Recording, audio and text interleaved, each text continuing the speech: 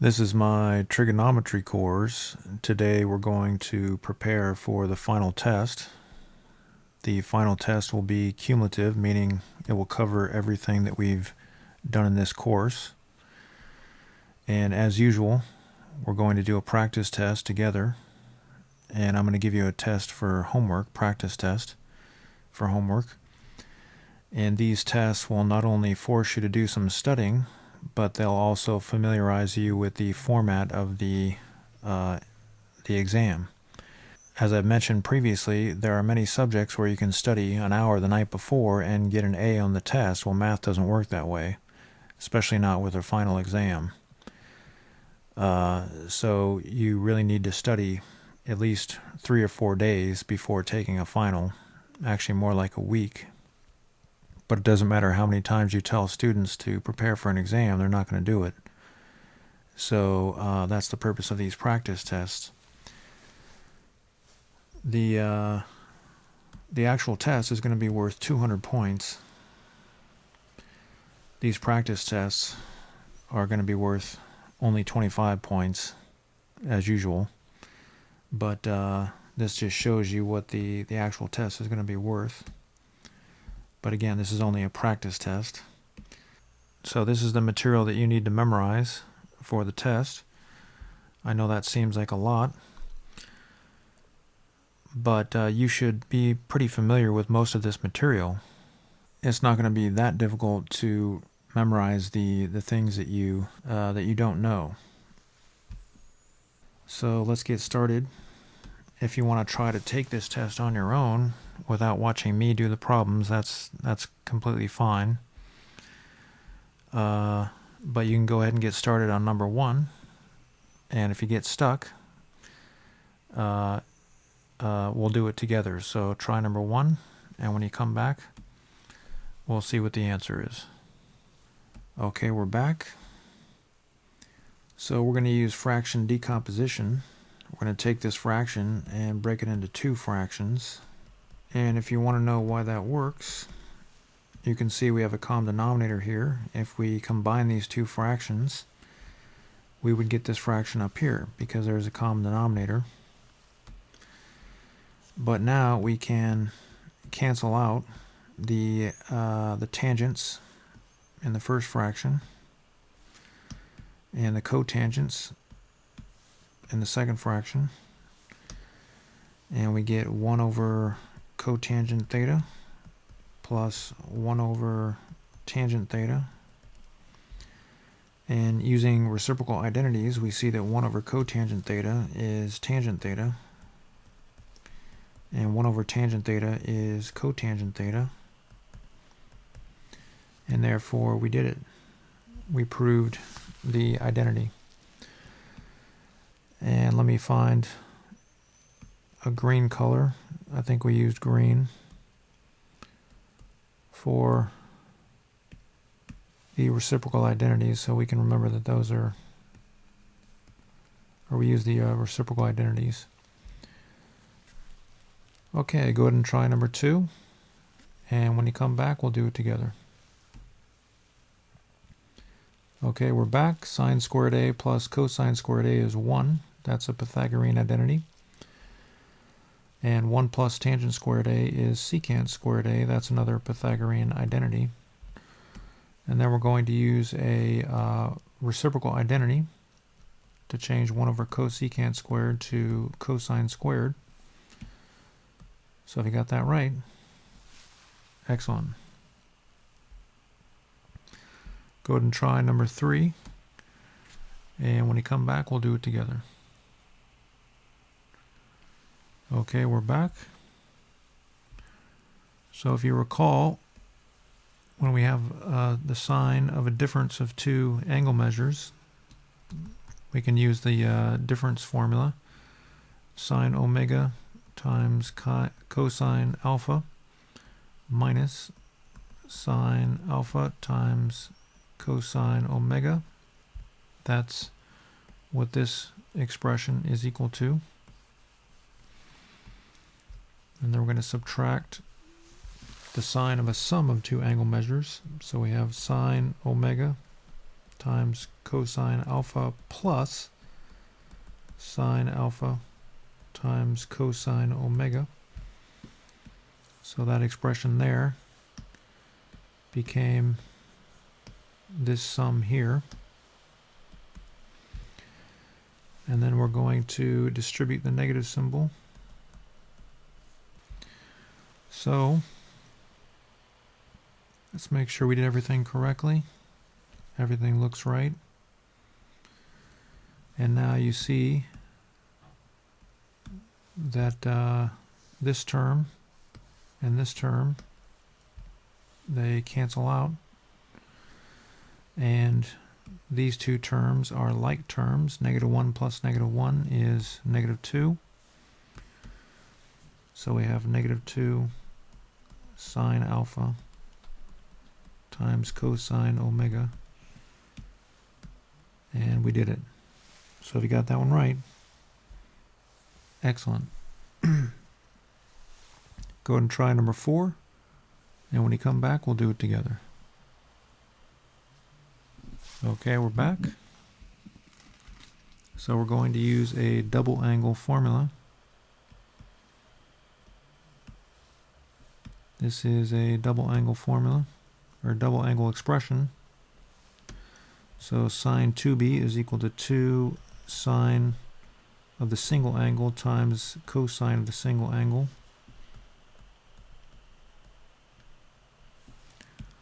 So we use that double angle formula there.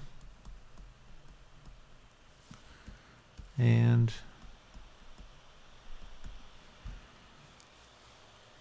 these 2 sine betas cancel out. 2 sine beta over 2 sine beta is 1. So we're left with cosine beta plus 3 cosine beta.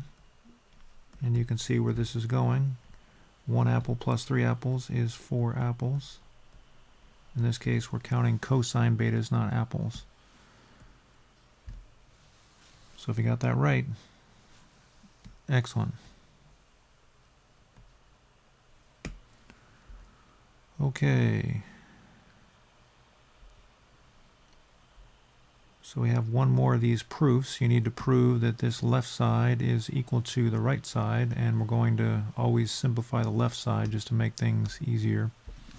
So go ahead and try number 5. When you come back, we'll do it together. Okay, we're back. So I'm going to pull the negative out of the function. You're allowed to do that in that case. And here we can turn secant b minus 90 into cosecant b. And we can turn cotangent b into cosine b over sine b. That's a ratio identity.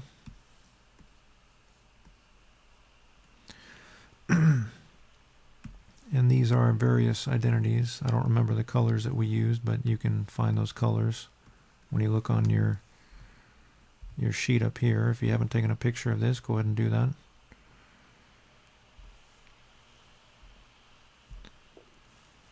And so these cosecant b's cancel out, and we're left with cosine b over sine b. So we proved it. We proved that the left side of the equation is equal to the right side. If you got that right, good job. All right, try number 6. Now we're going to solve an equation. And you're not going to be able to use your calculator for the secant function, so you're going to have to change it to a different function. So try number 6. When you come back, we'll do it together. Okay, we're back. We're going to add 2 secant beta to both sides.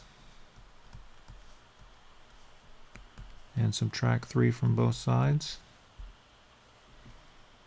Then we're going to divide both sides by 7.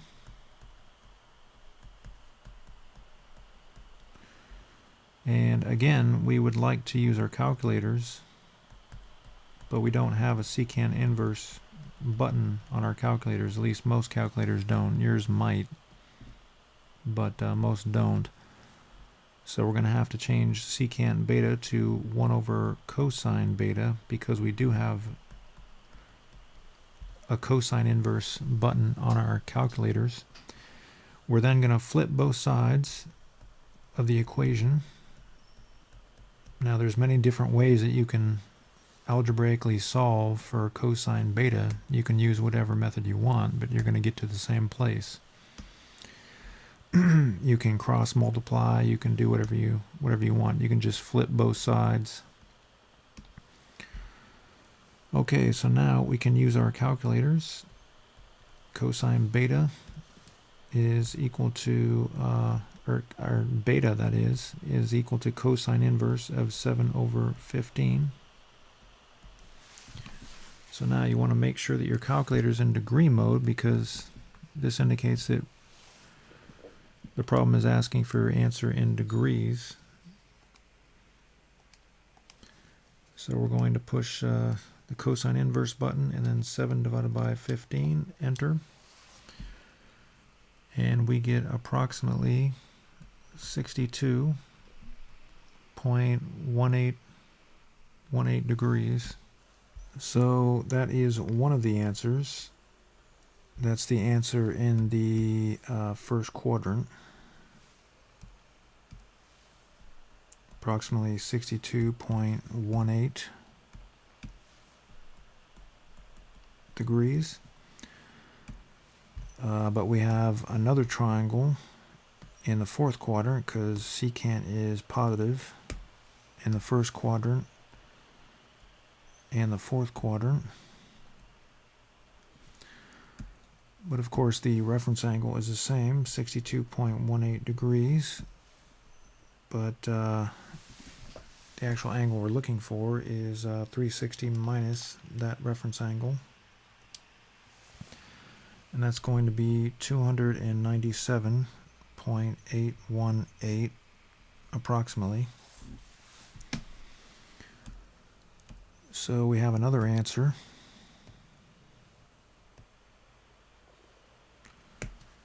I'm going to move this up a little bit to give us some more room. So beta is approximately equal to 62.18 degrees, but also 297.818 degrees. So if you got that one right, excellent. Okay, so go ahead and try number 7. And when you come back, we'll do it together. All right, we're back. So it says that theta terminates in quadrant 1, so I'm going to draw a triangle in quadrant 1. And we'll call this angle theta. And tangent theta is 1 over root 5, so that means the opposite side is going to be x and the adjacent side is x root 5. And we're going to need to find the hypotenuse in order to find some of these ratios, or at least the hypotenuse in relation to the other sides. So to make things easy, we're going to let x equal 1 and then redraw that triangle. Then we have 1 and root 5, and we can call the hypotenuse r.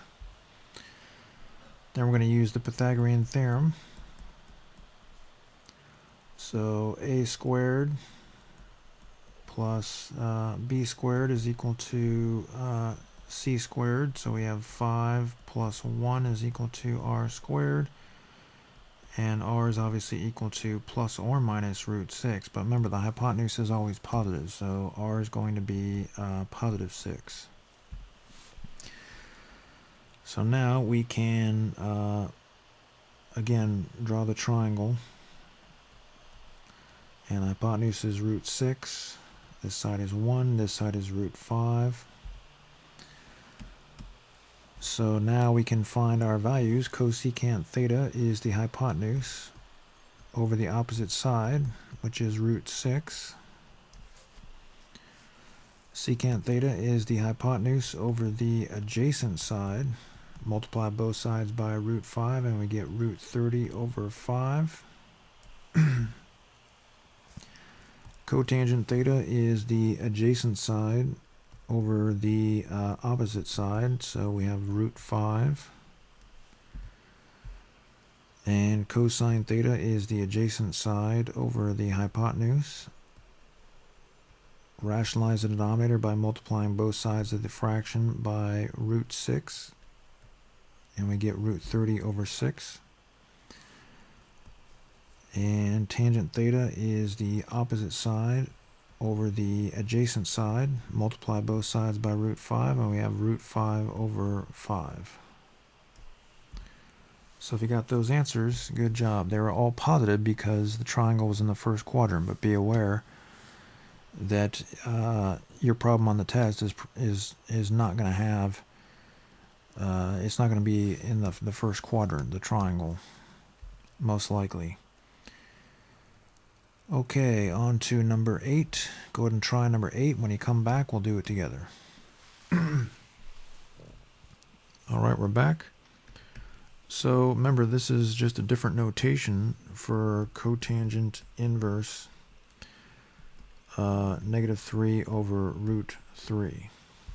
It means the same thing as this. So we want to figure out what this means, what it's asking us to find.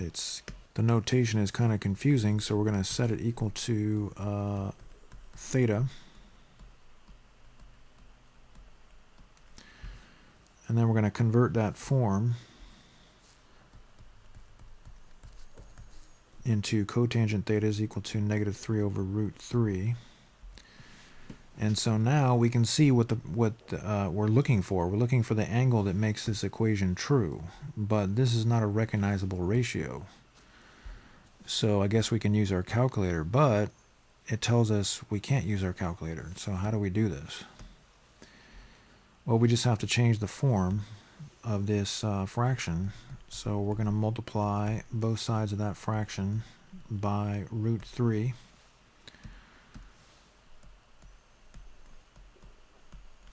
And we get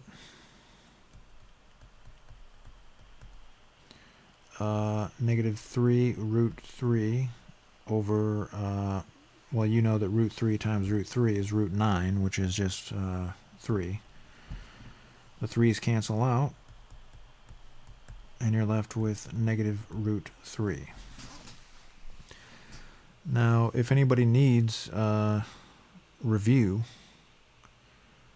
on this type of thing, rationalizing denominators, changing the form of fractions with roots, you can go back to my beginning algebra course. I think I also cover that in my intermediate algebra course. And you can look at that. So now we recognize this ratio. This is x root 3 over x. We can draw triangles that correspond to that. So cotangent is negative in the second quadrant and the fourth quadrant. And cotangent is the adjacent side over the opposite side. And of course we're dealing with a 30, 60, 90 degree triangle. And the reference angle must be 30 degrees because that's the angle opposite x.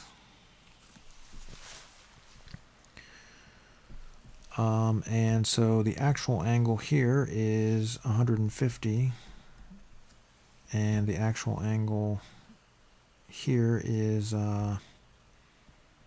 330 degrees. But we're looking for the value of a cotangent inverse expression, and cotangent inverse has range restrictions. It's only allowed to be between 0 and 180. So 150 degrees is really the number that we're looking for. So theta is equal to 150 degrees, and therefore arc cotangent negative 3 over root 3 is equal to 150 degrees. That's the answer. So if you got that one right, excellent. Go ahead and try number 9, and when you come back, we'll do it together.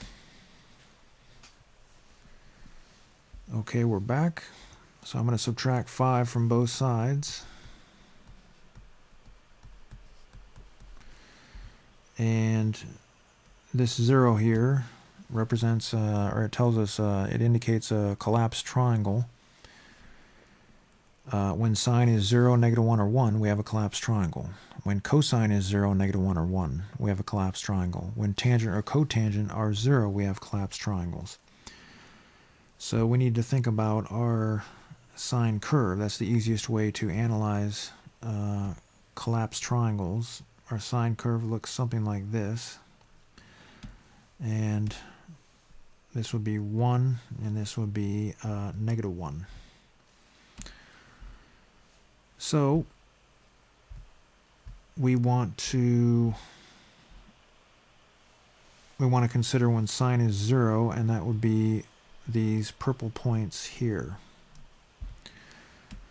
So 3 theta has to be 0 degrees, or 180 degrees, or 360 degrees. And I'm going to use degrees for now, because that's those points are, that's 0 degrees, 180 degrees, and 360 degrees. But remember, when you multiply a whole number by your variable, you're probably going to have way more solutions than you think. So I'm going to write a lot more numbers. There's going to be quite a few numbers. So we're going to keep adding 180.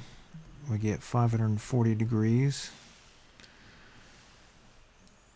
And then 720 degrees, and then 900, and 1080 degrees. So that's what 3 theta must be in order for this equation to be true. But we're not looking for 3 theta. We're looking for theta. So we're now going to divide both sides of that equation by 3, and we get 0, 60, 120, 540 divided by 3 is 180. And don't be afraid to use your calculator if you don't want to do the division. 720 divided by 3 is 240. 900 divided by 3 is 300. And 1080 divided by 3 is 360. And those are the solutions. As you can see, we can't really go any bigger, because that's going to be bigger than 2 pi radians. Now the answer should be in radians, so now we can convert to radians. And if you want, you can just write the answers immediately in radians. It's up to you, however you want to do it. But 0 degrees is the same thing as 0 radians. Whoops. So we don't want units, because they're radians. Now you could convert these individually, but that would take a lot of time. Just understand that 60 degrees is pi over 3 radians. If you multiply 60 by 2, you get 120. So obviously if you multiply pi over 3 by 2, you'll get the equivalent angle measure. 180 is just pi, and you can see that we're just adding 60 for each one of these. So pi over 3 times 2, pi over 3 times 3, pi over 3 times 4. So the next one would be 4 pi over 3. Next one would be 5 pi over 3. And the next one would be 6 pi over 3, but that would just be 2 pi. So those are our answers in radians. So let's rectangle those answers, and we're done with that problem. So if you got that right, that was kind of a challenge. We had a lot of solutions for that one. Okay, go ahead and try number 10, and when you come back, we'll do it together. All right, we're back. So we're going to need to change the cosecant into a cotangent, or we can change the cotangent into a cosecant. Remember, cotangent squared alpha plus 1 is equal to cosecant squared alpha. That is a Pythagorean identity. You may have chosen to do it a different way, but that's fine. So now I'm going to add cosecant squared alpha to both sides, so I get 2 cosecant squared alpha on the left side of the equation. Then I'm going to divide both sides by 2. And then I'm going to square root both sides. And we get plus or minus root 2. A lot of students forget to write the plus or minus when you square root both sides of an equation. You always have to write a plus or minus, even if you later end up not using both the positive and the negative. In this case, we need both the positive and negative. So we recognize this ratio. That's x root 2 over x. So let's draw the triangles. There's actually going to be 4 different triangles because we have 4 different scenarios. We have cosecant in the first quadrant, second quadrant, third quadrant, and fourth quadrant. Those triangles are supposed to be the same size, but it doesn't really matter. We're just drawing those for reference. So obviously this is going to be a 45, 45, 90 degree triangle, or they're all going to be 45, 45, 90 degree triangles. You don't have to draw all of this if you can do this in your head. And obviously the reference angles are all 45 degrees.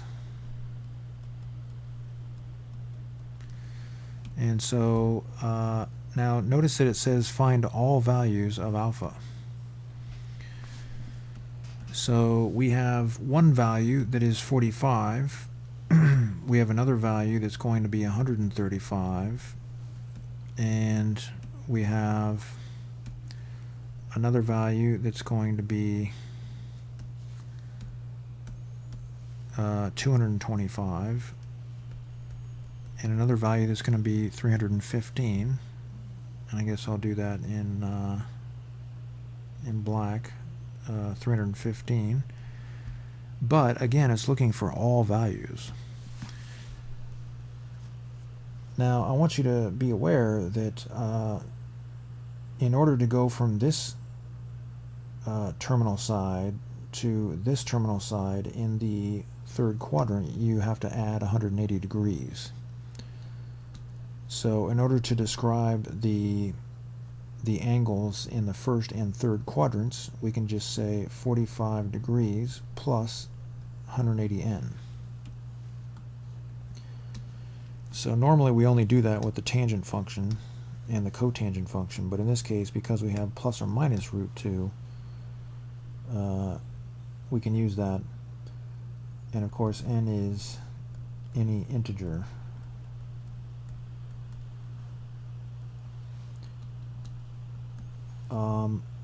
Now to describe the solutions in the second and fourth quadrants, we can start with 135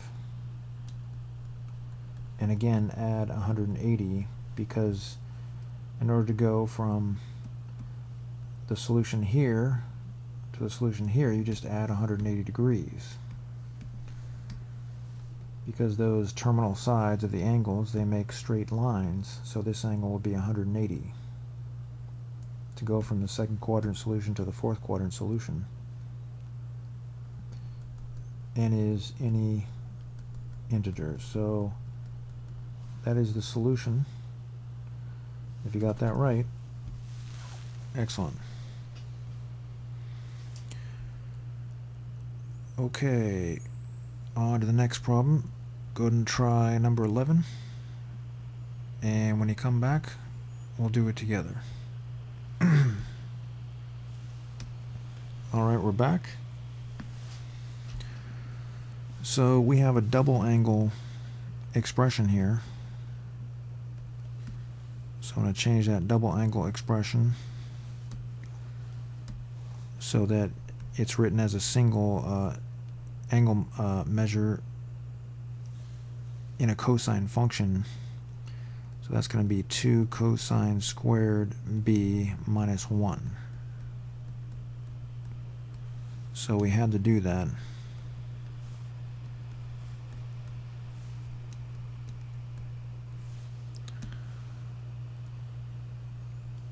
In order to get rid of the double angle expression. So now I'm going to add this cosine and these cosines. 2 plus 1 is 3. So we have 3 cosine b minus 2. And you don't really have to show every one of these steps. We could do this a lot faster by skipping some steps.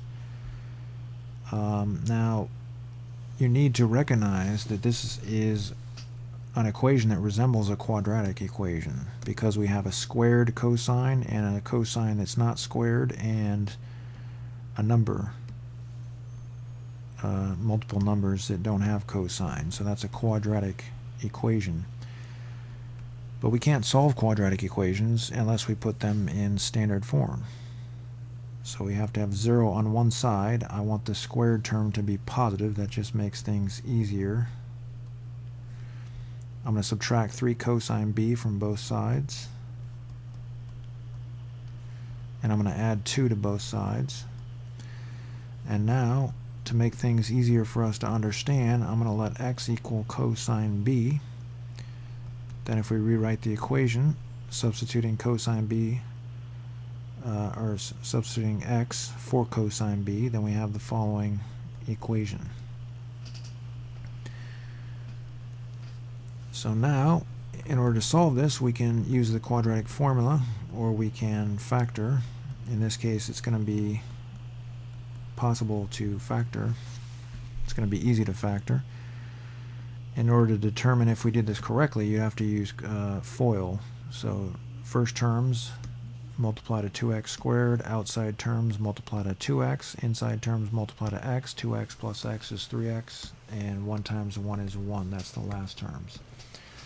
You should be familiar with FOIL by now. So what this does is it tells us that x can be negative 1/2, that's what this factor tells us, or x can be negative 1, that's what this factor tells us. In order to make this equation true, x has to be those values, because this factor has to be 0 or this factor has to be 0. So if you set this equal to 0 and solve, you get x is equal to negative 1/2. Set this equal to 0, you get x is equal to negative 1/2. So we found x. Problem is, we don't care about x. We want to know what b is. So we remember that we set x equal to cosine b.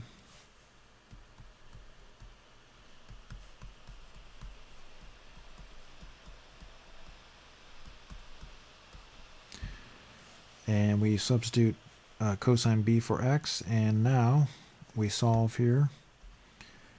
So that's a recognizable ratio.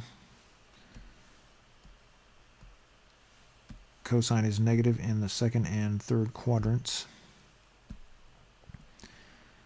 And cosine is the adjacent side over the hypotenuse. Obviously, we're dealing with a 30, 60, 90 degree triangle. The angle opposite x root 3 is always 60. So the reference angle is 60, the actual angle is 120, and the other angle is 240. And we're looking for the angles between 0 and 2 pi, which means between 0 and 360 degrees. But we're just using degrees for now because it's easy. We recognize degrees. Now, we can't forget about this equation here. So that's indicates a collapsed triangle. And if you look at your cosine curve, it looks like this, something like this. And cosine is -1 at 180 degrees. So what that tells us is that B has to be 180 degrees for this equation to work. And this picture over here tells us that B must be 120 degrees, and this picture tells us that B has to be 240 degrees. So now let's write our final solutions. So if B is 120 degrees, we can convert that. And again, you can do this in your head, or you can do it as you see here with the conversion factor. So 120 degrees is 2 pi over 3 radians. That's one of our solutions. And B can be 240 degrees, but we want to convert that to radians. And that would be 4 pi over 3 radians. And 180 degrees, of course, that would just be pi radians. So let me move this over a little bit. B can also be pi radians. So if you got those three answers, excellent. Go ahead and try number 12, and when you come back, we'll do it together. Okay, we're back. So this is not a recognizable angle, but the problem tells us to do this without a calculator. So how do we do it? Well, we're going to change that to 300 degrees plus 45 degrees, and you can do it in a lot of different ways. This is just one way to do it. Your sum may be different. Then we want to change to the cosine function because we don't really have a formula for secant. So I want to flip using the reciprocal identity, and I'll notate that that's the reciprocal identity. And so now we want to use the cosine sum formula that tells us that cosine A plus B is equal to cosine A times cosine B minus sine A times sine B. Remember, for the cosine function, it's the exact opposite of what you would think. Instead of plus, it's going to be minus. So these are special angles, and it's going to take a long time to have to draw those triangles. You don't have to, but I'm not going to bore you by drawing every one of those triangles. Cosine 300, that terminates in the fourth quadrant. The reference angle is 60 degrees, so that's going to be positive 1/2. Cosine 45, that's going to be 1 over root 2. Sine 300 degrees is going to be negative root 3 over 2. And sine 45 is the same thing as cosine 45. And so all we have to do now is just simplify the expression. I'm not going to make you rationalize the denominator necessarily. We have a double negative.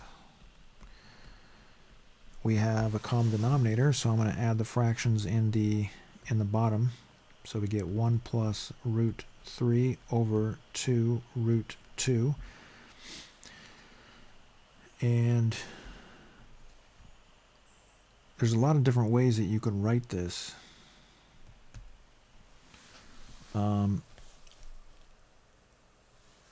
Maybe we should rationalize the denominators first. Again, there's a lot of different ways to do this. Let's multiply both sides of this fraction by root 2, so we get root 2 over 4. Multiply both sides of this fraction by root 2, we get root 6 over 4. When you multiply this by root 2, this root 2 becomes 2, and it multiplies into the purple 2 to become 4. Again, this is all review that we've learned many, many times in different courses.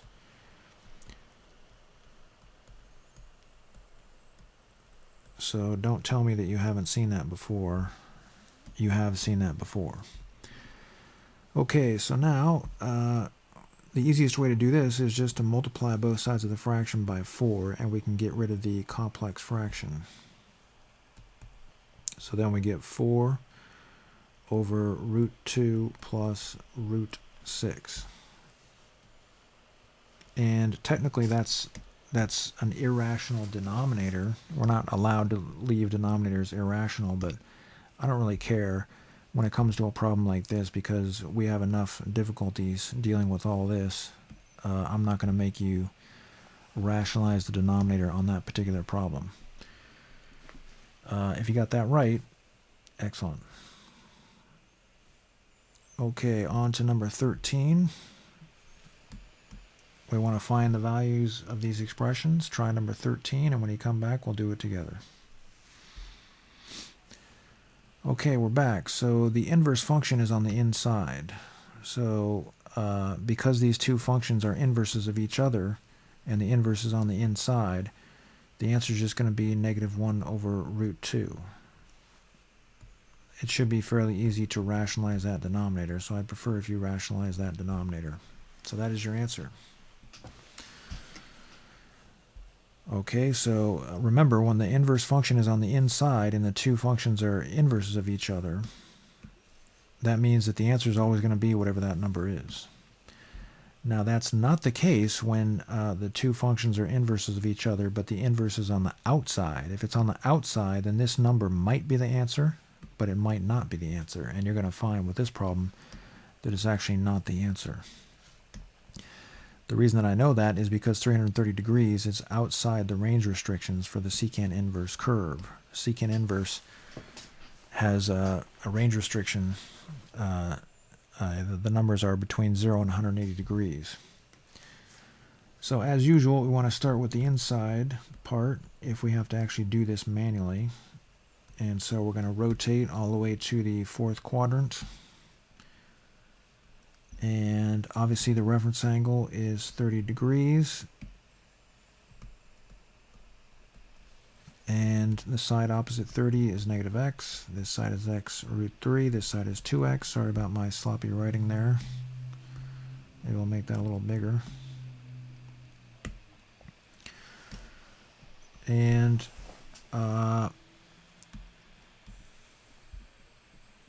so secant 330 degrees is the hypotenuse, 2x, over the adjacent side, which is root 3. So we found secant 330 degrees. In fact, we'll write that up here. So that's step 1 of the problem, is to find the value of the inside expression. So step 2 is to find the value that we're actually looking for, secant inverse of secant 330 degrees. Now, you could probably do this in your head. So you don't necessarily have to write all this out if you can do it in your head. Now, we know the value of secant 330 degrees because we just found it. It's 2 over root 3. But now we're looking for the value of an inverse function, so we need to set it equal to theta so we know what is going on here. And we're going to change the form of that equation. And then we can see we're just looking for the angle that makes this equation true. And there's a lot of different angles that make that equation true, but we're interested in the ones in the first quadrant and the, well, they're all going to be in the first quadrant and the fourth quadrant. But remember, we're looking for the value of secant inverse 2 over root 3. So our solutions have to be in the first or second quadrants. Secant inverse is restricted to numbers between 0 and 180. So this triangle really isn't going to apply to us. But if we were going to use that triangle, the angle would be 330 degrees. And this angle, which we're really looking for, is going to be 30 degrees. And of course we're dealing with 30, 60, 90 degree triangles. So you can see that we're kind of going forward and we're going backwards. Let's get some more room here. So theta is equal to 30 degrees. That's the answer, because again, secant inverse is what we're looking for. It's restricted to numbers between 0 and 180. So our final answer, secant inverse of secant 330 degrees, is not equal to 330 degrees. It's equal to 30 degrees. Very confusing. Okay, go ahead and try number 14. And when you come back, we'll do it together. All right, we're back. We're going to start by finding the value of the inside expression. So we're going to set that equal to theta, because we know cosine inverse is an angle. But we're not sure how to find the value, so we convert to this form and we see we're looking for the angle that makes this equation true. And 1 indicates a collapsed triangle, so when we have collapsed triangles we use the graph of the cosine curve, which looks something like this. And we want to know the special points where cosine is 1. That would be here and here, but this is the only point that we really care about. So the angle is 0, the x value is 0, so theta is 0 degrees, because cosine inverse has range restrictions. It has to be between 0 and 180 inclusive. So now we go on to part 2 of the problem. By the way, this point is 0 degrees and 1, comma 1. So now we're going to find tangent of cosine inverse of 1. We already found cosine inverse of 1 is 0 degrees. And tangent 0 degrees, well, that's a collapsed triangle. If you look at the tangent curve, it looks something like this. And 0 degrees would mean that the y value is 0. So this is asking, if your x value is 0 on this graph, what is your y value? And so it's obviously 0. So that is the answer. So if you got that one right, excellent. Okay, go ahead and try number 15. When you come back, we'll do it together. Okay, we're back. So we're going to start by finding the value of the inside expression, as usual when you're dealing with these composite trigonometric functions. And pi over 4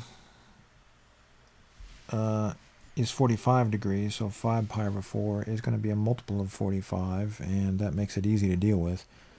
If you want, you can just convert 5 pi over 4 to degrees, and that may be easier for you to analyze. But 5 pi over 4 is just going to be 225 degrees, so that's going to terminate in the third quadrant.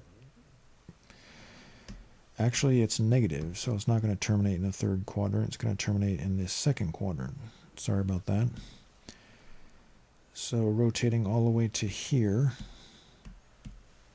So this is negative 5 pi over 4 radians. And the reference angle is going to be 45 degrees, as you would expect, but because we're in radians, it's going to be pi over 4. So we're dealing with a 45, 45, 90 degree triangle, and those are the side lengths. So tangent negative 5 pi over 4 is equal to the opposite over the adjacent, so that's just going to be negative 1. So that's part 1 of the problem. Now we're going to find cotangent inverse of tangent of negative 5 pi over 4. Tangent negative 5 pi over 4 is negative 1.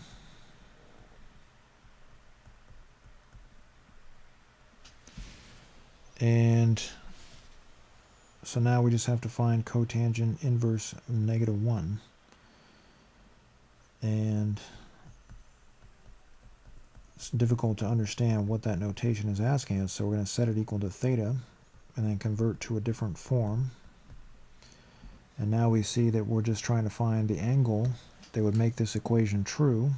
So let's draw triangles. Cotangent is negative in the second and fourth quadrants. And if cotangent is negative 1, we recognize that that ratio. It's a 45, 45, 90 degree triangle.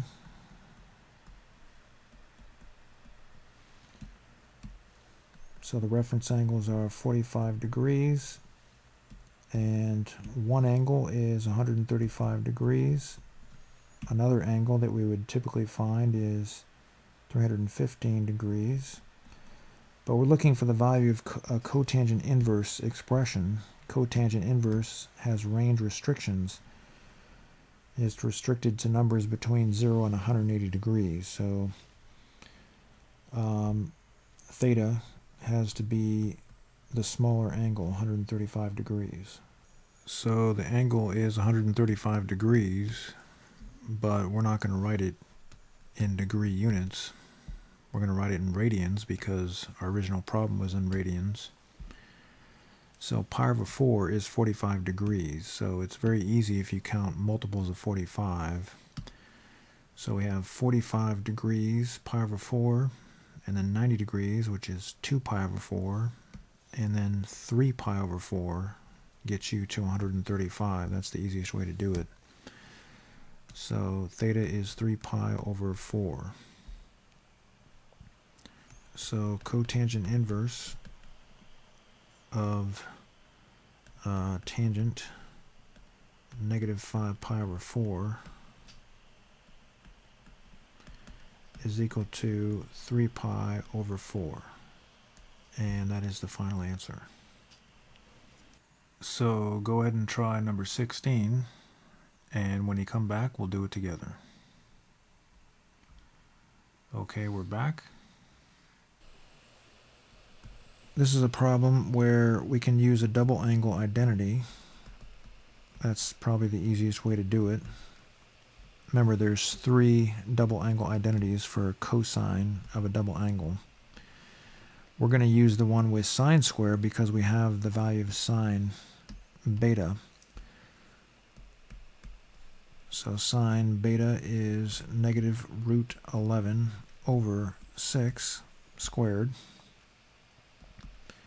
So then we have 1 minus 2 times 11 over 36. Negative root 11 over 6 squared is 11 over 36. And 2 times 11 over 36 is 11 over 18 if you do the math. And if you subtract those, we get 7 over 18. Now, when you deal with half angle expressions, you have to worry about the sign. But when you deal with double angle expressions, this equation is going to calculate the sign for you. So we don't have to worry about if this is positive or negative or what quadrant it's in. We know it's positive because this expression tells us that it's positive. But when we find cosine beta over 2, we're going to have to be more diligent in worrying about the signs. So cosine beta over 2, in order to find that, we're going to have to use a half angle identity. 1 plus cosine beta over 2. And remember, the formula tells us that cosine beta over 2 is equal to plus or minus. So how do we know if it's positive or negative? Well, we have to use logic. So we know that beta terminates in quadrant 3. So let's draw a hypothetical beta. It terminates in quadrant 3. So if it terminates in quadrant 3, that means that the measure of angle beta is between 180 degrees and 270 degrees. Let me make this bigger because it's kind of hard to see that. It's between 180 and 270. But if beta is between 180 and 270, that means that beta over 2 must be between 90 degrees and 135 degrees, because I divided everything by 2. So what that means is we know that the angle beta over 2 terminates in the second quadrant, which means that cosine must be negative. Because if the angle, or a cosine of an angle that terminates in the second quadrant, it must be negative, because the adjacent side is negative in the second quadrant, and the hypotenuse is always positive. So we're going to keep our negative symbol there, and we're going to plug in cosine. The problem is we don't know what cosine beta is. We were told sine beta is negative root 11 over 6, but we don't know cosine beta. So now we have another job that we have to do. We have to find cosine beta. So let's draw some triangles here. Actually, just one triangle. So beta terminates in the third quadrant. And we know sine beta is negative root 11 over 6. So we can say root 11 is here and 6 is there. And we just need to find this missing side b using the Pythagorean theorem. So a squared plus b squared is equal to c squared in a right triangle. C is 6. A is negative root 11. And we're looking for b. We don't really have a lot of room, but b is going to be plus or minus 5. And you tell me, is b going to be positive 5 or negative 5? Obviously, it's going to be negative 5, right? You can see just by looking at where the triangle is. So now we can find cosine beta. That's just the adjacent side over the hypotenuse. So that's going to be negative 5, 6.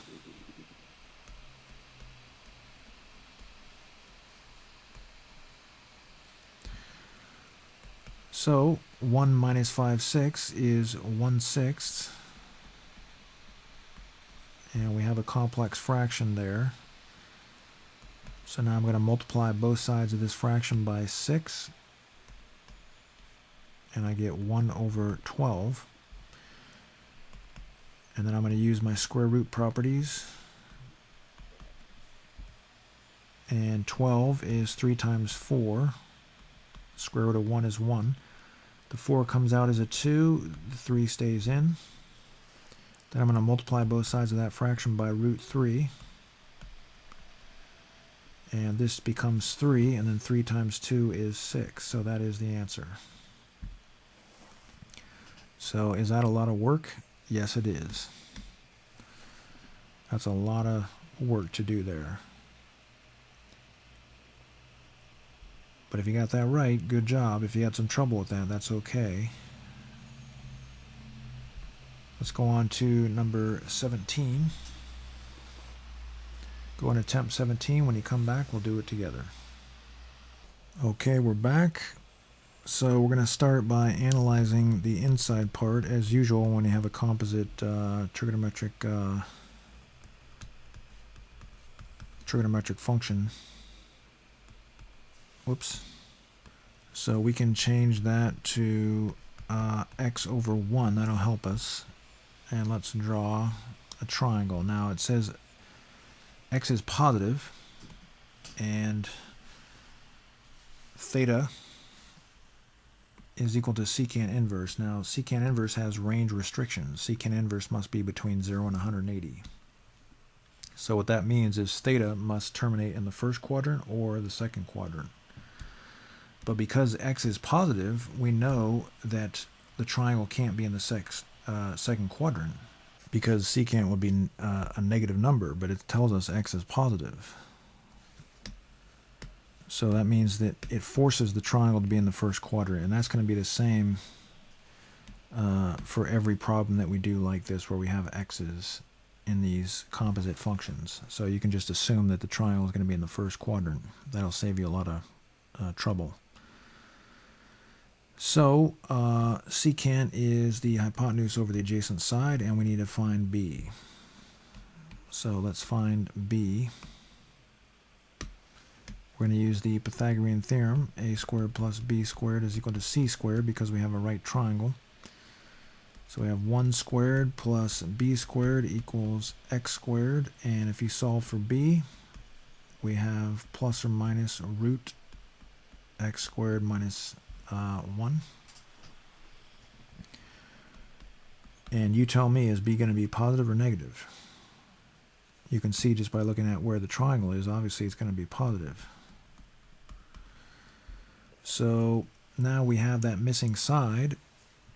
So we're done with part 1 of the problem. Now part 2 is to find sine of secant inverse of x.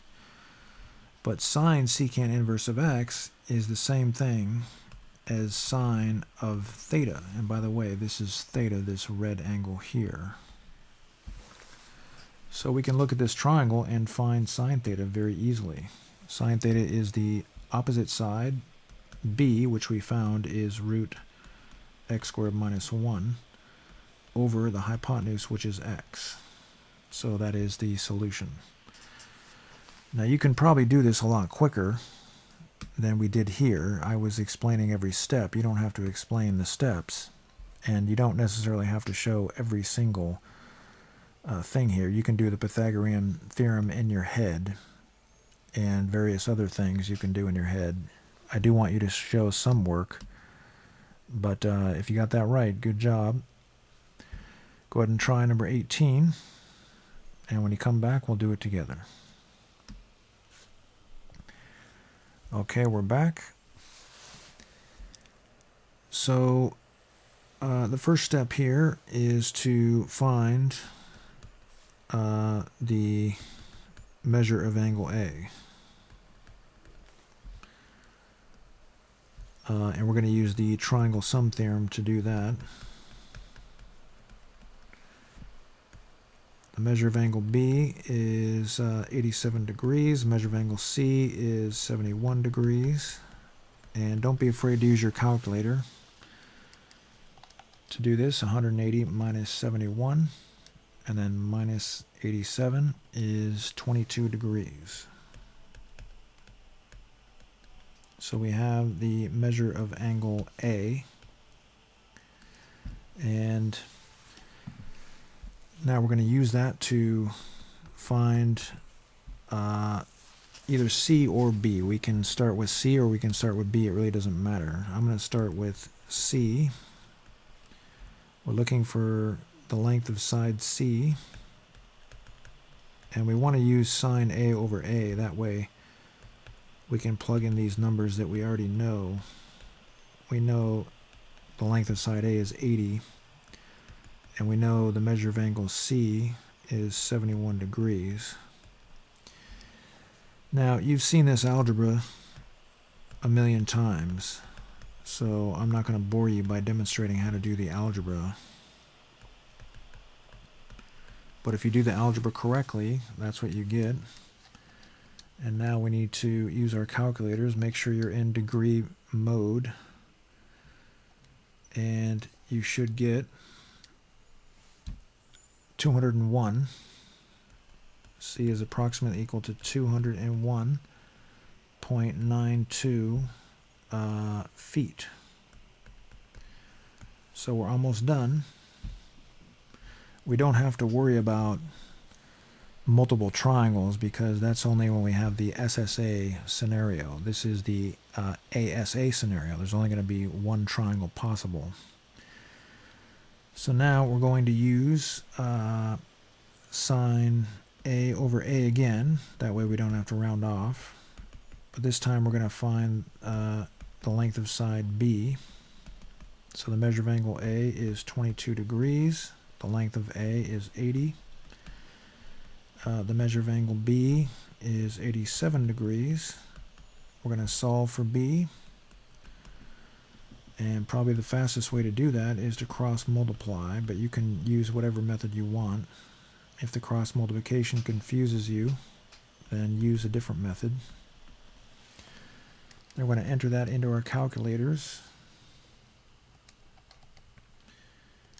And we get 213 approximately. 213.26 feet. So if you got that answer, excellent. Okay, so on to the next problem. So again, we're looking for the missing side lengths, and the actually there's only one missing side length, and we're looking for two missing angle measures. This is the SSA scenario, so you do have to worry about multiple triangles as a possibility for the solutions. You're going to have 0 triangles, 1 triangle, or 2 triangles. So see if you can do number 19. When you come back, we'll try this problem together. Okay, we're back. So for step 1, we're going to, and by the way, I forgot to label each step. I'm just going to do that so we know exactly what we're trying to find. The second step, we've found C. In the third step, we found B. You don't really have to do that, but helps us to organize things. So if you got that right, good job. Okay, go ahead and try number 19. This is the SSA scenario, so you might have no triangle possible, 1 triangle, or 2 triangles possible. Try number 19. When you come back, we'll do it together. Okay, we're back. So the first step is to find the measure of angle A. Whenever you use the law of sines to find the measure of an angle, there's always a possibility that your calculator will fool you. So we have to be careful here. So we're looking for the measure of angle A.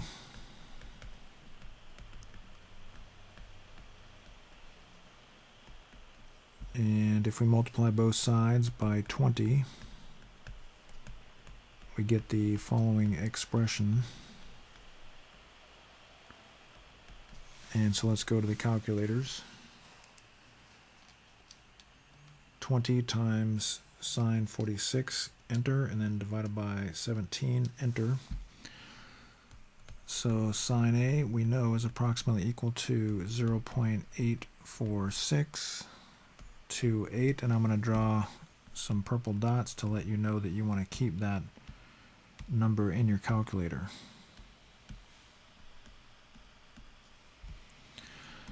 And then we're going to use the calculator to find the measure of angle A. And we come up with 57.8095. And again, you want to keep that number in your calculator.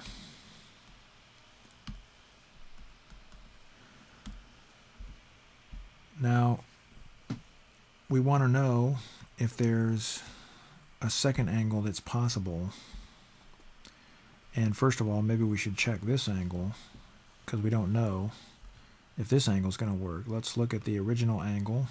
If we add those up, we get a number that's less than 180, so we know that those work.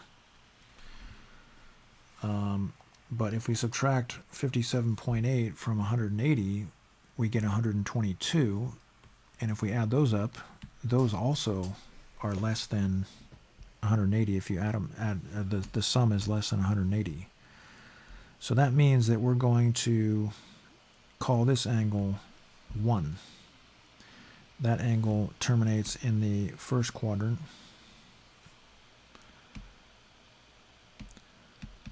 So that's 57 degrees. But there's another angle that terminates in the second quadrant. And that's going to be 122 degrees. 122.19 degrees. So there's also going to be A2. So we know that A1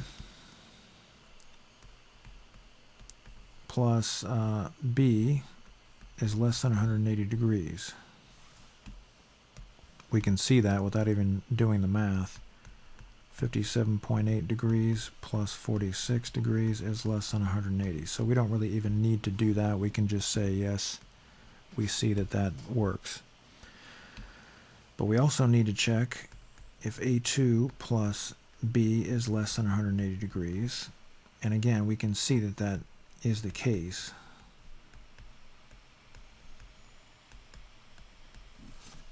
So that works also. So A1 is one of our answers. And by the way, I need to write degrees there. So now we're going to use that to find the missing angle.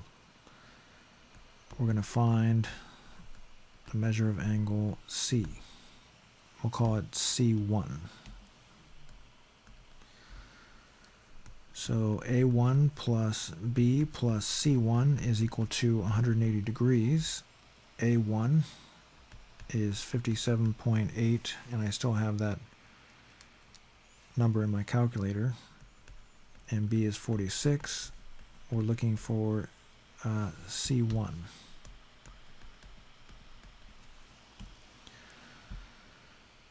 So let's see if we can find some more room here.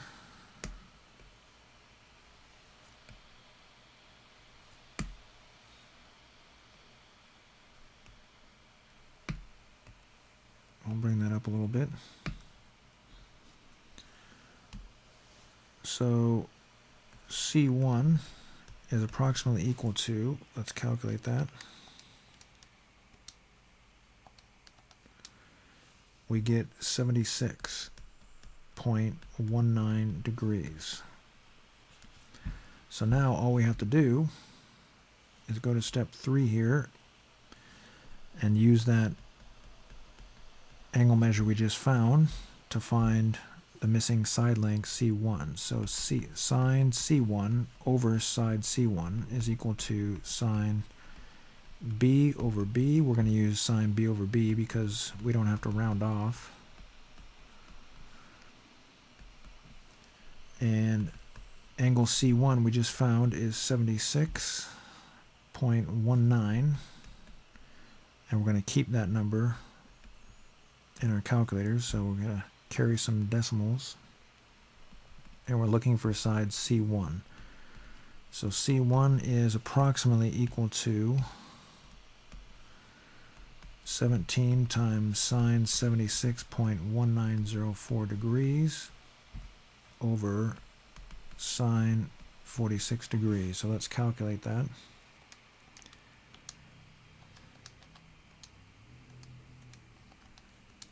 We get approximately 22.949 Maybe we can round off to 9.5 millimeters. So we're done with the first triangle. We've also got an angle measure for the second triangle. We found A2, which is 122.19. So we've already got A2. Let's call this step 4. It's a step that we've already really done. We have A2 is 122.19. So I'm going to recalculate that just to get that number back in my calculator. I know that seems tedious, but that's okay if you have to do that. And so now we're going to use the triangle sum theorem to find the measure of angle C2. And I forgot to label. I always forget to label what we're doing in these steps. By the way, sorry that the program is throwing us around. That's not me. That's Microsoft. So we're going to find the measure of angle. Actually, we're finding side C, C1 in that step. Okay, so now we're finding the measure of angle C2.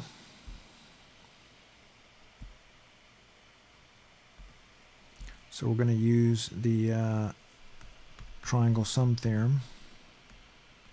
B is always the same, it doesn't change. Actually, that's going to be exactly 180.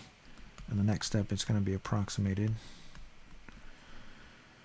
So we don't know the measure of angle C2. We know B is 46 degrees, and A2 is 122.19 degrees. So let's calculate. And we get 11.8 degrees. So now all we have to do is find the length of side C2. You want to make that C very small so we know it's a side length and not an angle measure. So sine C2 over C2 is equal to, we're going to use sine B over B because B is not rounded off. And measure of angle B is 46 degrees. B is 17 millimeters. And C2 is 11.8 degrees. We want that number to be to not be rounded off. We want to keep that in our calculators. And we're looking for C2. So we're almost done with this problem. We just need to find C2. So 17 times sine 11.8 degrees over sine 46 degrees. If we enter that into our calculator, we get 4.8. So the length of side C2 is 4.836 millimeters approximately. 4.837 millimeters. So that was a lot of work. Let's rectangle this too. So we found 6 numbers that were part of our answers. If you got that right, good job. Go ahead and try number 20. And when you come back, we'll do it together. Okay, we're back. So for step 1, let's say V of the valve stem.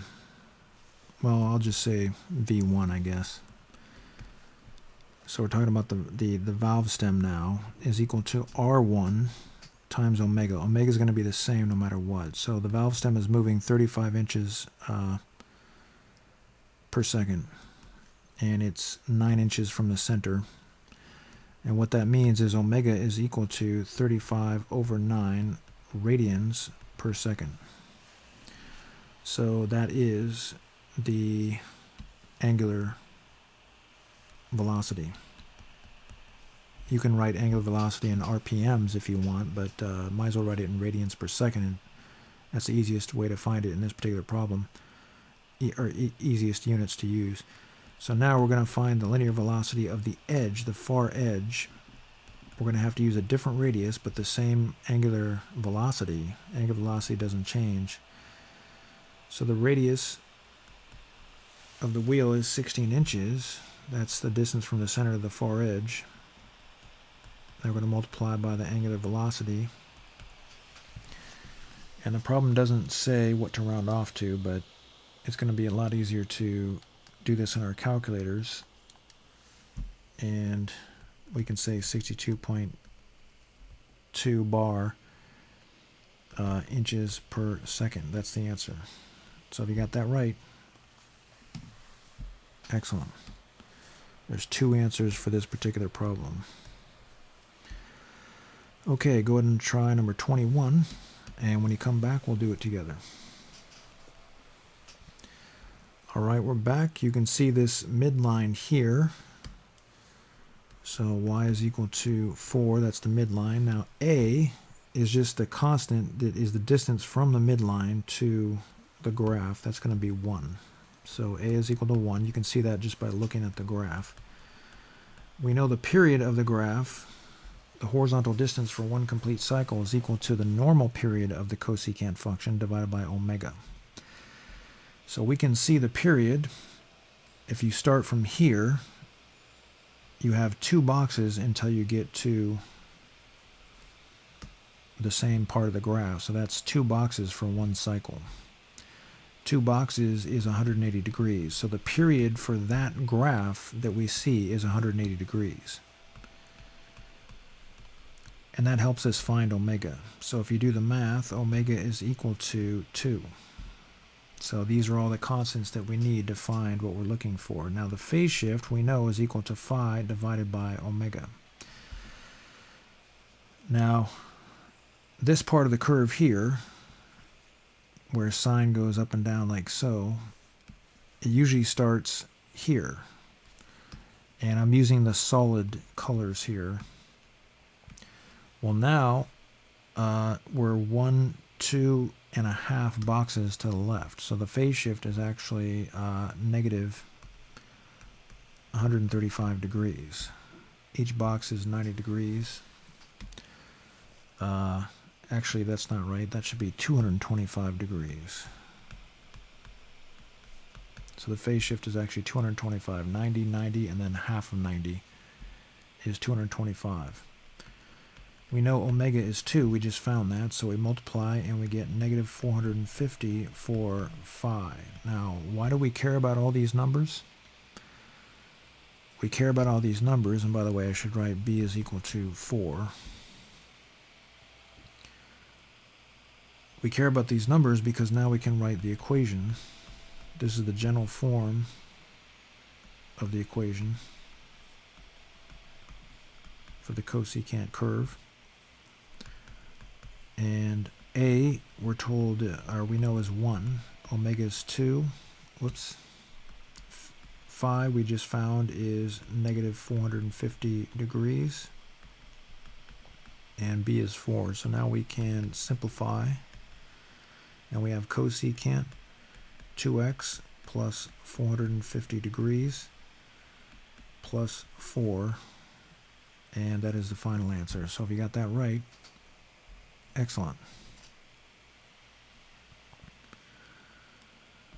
Okay, go ahead and try number 22. When you come back, we'll do it together. All right, we're back.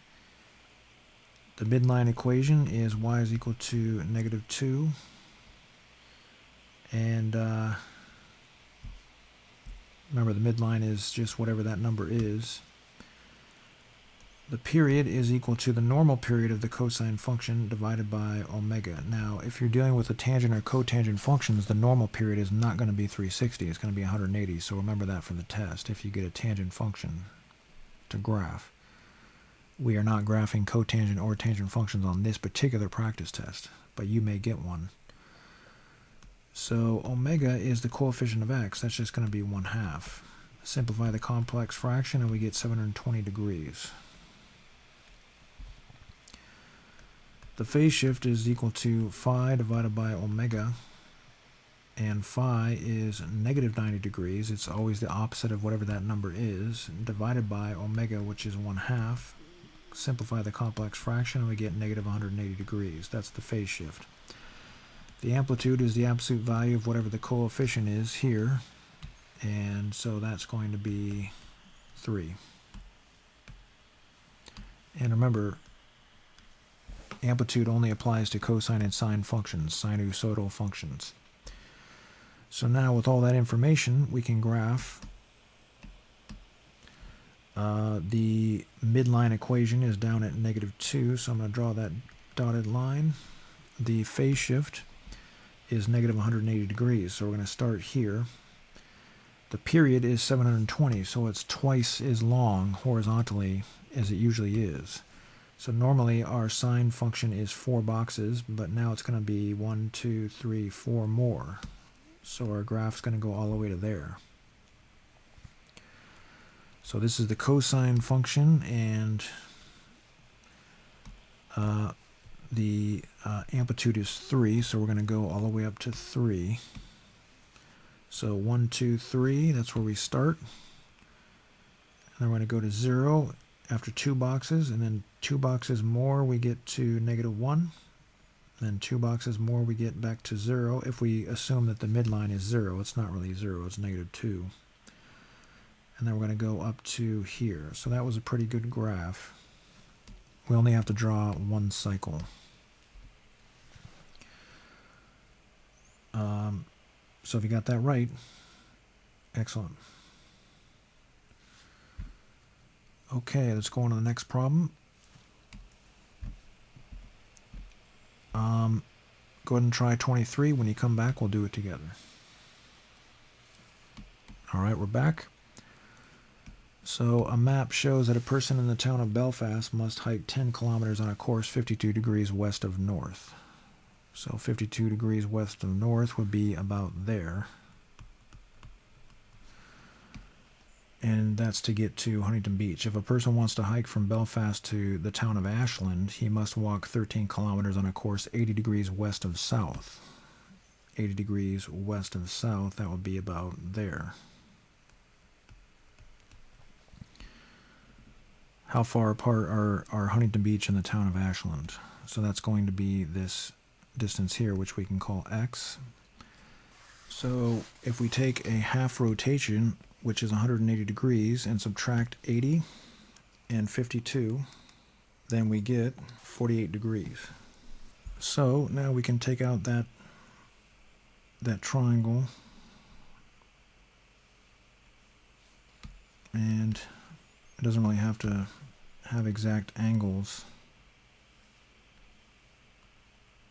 The triangle is going to look something like that.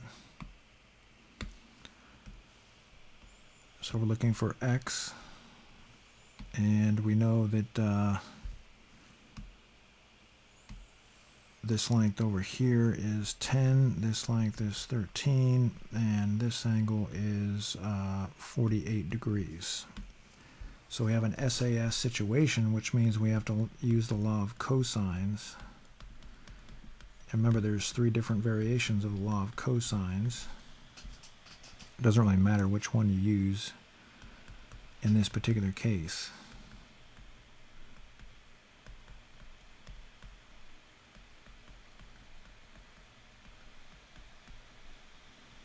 And C is 48 degrees.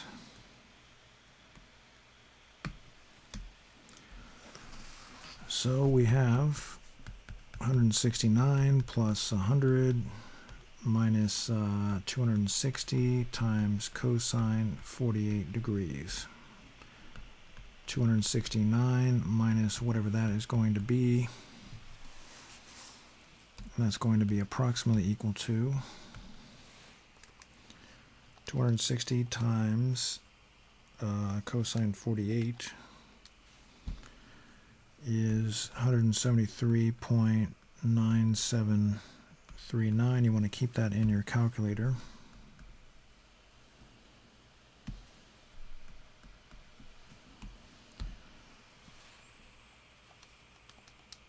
And add it to 269. And we get approximately 95.026. Keep that in your calculator. And then you're going to square root both sides. So x is approximately equal to 9.748. It doesn't tell us what to round off to, so we can use our own discretion, and that is kilometers. So if you got that right, excellent. Okay, go ahead and try number 24, and when you come back, we'll do it together. Okay, we're back, so we're going to have to use Heron's formula. We have to find the perimeter of the triangle divided by 2. So that's going to be 3.2 plus 3 plus 2.7 divided by 2. Don't be afraid to use your calculator for that. If we add all those together and divide by 2, we get 4.45. And now we're ready to use Heron's formula. The area of the triangle is equal to the square root of s times s minus a times s minus b times s minus c.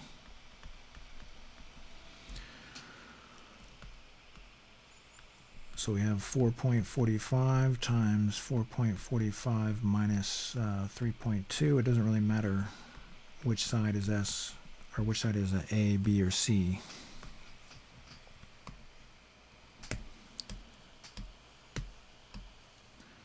And 4.45 minus 3 times 4.45 minus 2.7.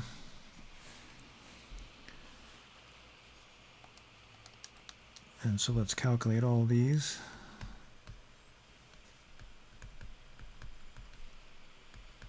That's going to be 1.25. That's going to be 1.45. And 4.45 minus 2.7 is 1.75. So now we can multiply all those together.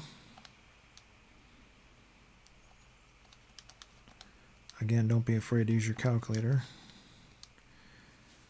And we get approximately 14.1148. Then we're going to square root that. And we get 3.7, and it says to round off to the nearest thousands. So 757 square centimeters. So if you got that right, excellent.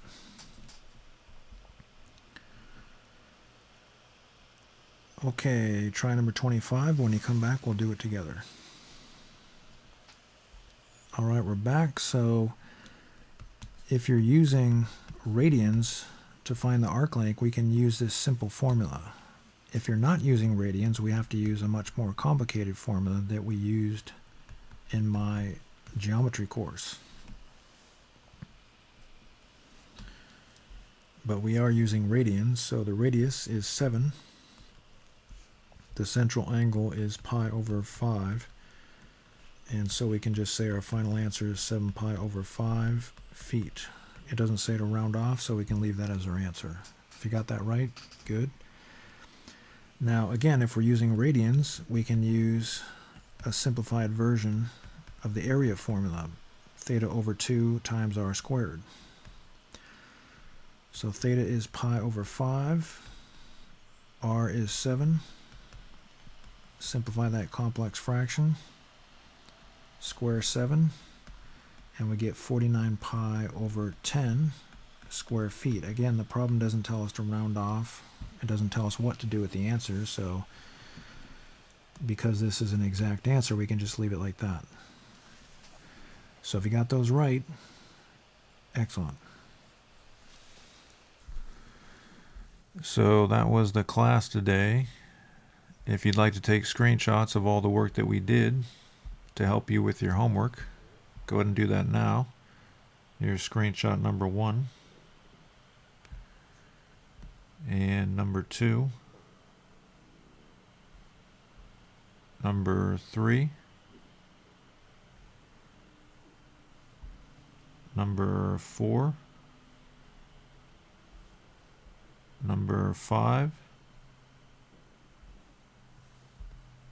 number 6, and number 7, number 8, 9, 10, 11, and 12. But don't go before you get your homework. The homework is another practice test.